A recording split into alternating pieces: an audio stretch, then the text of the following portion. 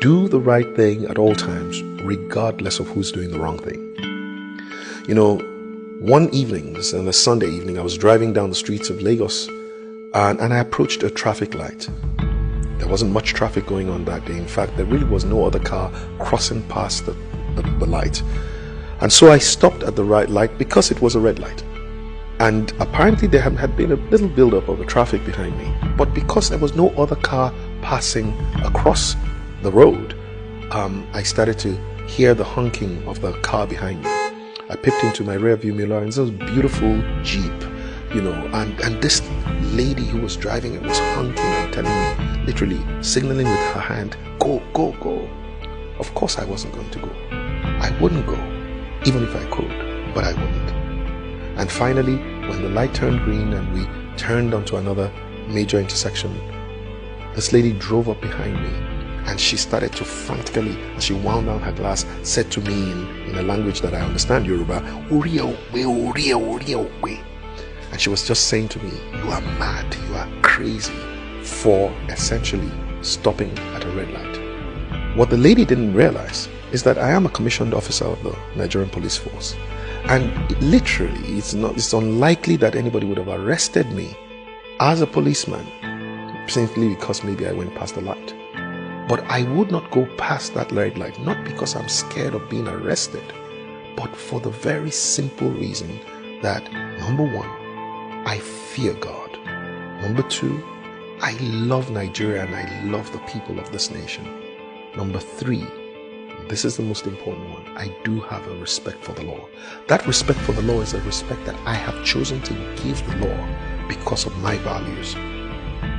You see, the other thing that the lady did not realize was that as she was winding down her glass to tell me how crazy I was, she had wound down the glass, the rear glass, and two little beautiful girls were peeping their head out of this beautiful Jeep, looking at this man who their mom had just told was a madman for stopping at a red light.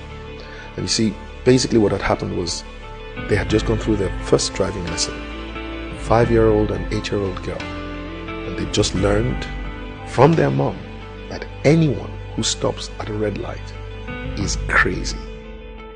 This is essentially how we have confused a generation. And I'm sure you know that there was a time when there was a generation that knew what was right from wrong and chose to do what was right. And somehow they passed on the wrong signal to the next generation. Once that generation got confused, they started to look at what was right and look at what was wrong and called what was wrong all right. You know, the word all right comes from two words, altered right. It used to be wrong, but somehow now it's altered right. It's all right. But guess what? We have now come to another generation, and I think they are the most confused. This is the generation that begins to think that what is wrong is right and what is right is wrong. And so we have to go to a place where we restore not only our values, but we put it back, the right values, into the consciousness of our people. And the only way we can do so is each of us, especially you and I, choosing to be the ABCD of our values. In other words, first we have to be the advocates of our values. We have to be the proponents of these values. We have to go out and literally on behalf of the values tell people what we stand for. My great mentor, Dr. Christopher Kolade, said, it's not enough for you to stand for what is right. You must let people know what you stand for. But then, apart from being an advocate, we have to become believers and behavers of our values. In other words, don't just say what you believe, behave in accordance with your beliefs. And then there is C, be a champion for your values. Choose to make and convince other people what it is that you stand for. And the last one, be a defender for your values. You know, you have to defend your values. Every time your values are violated, stand up for your values.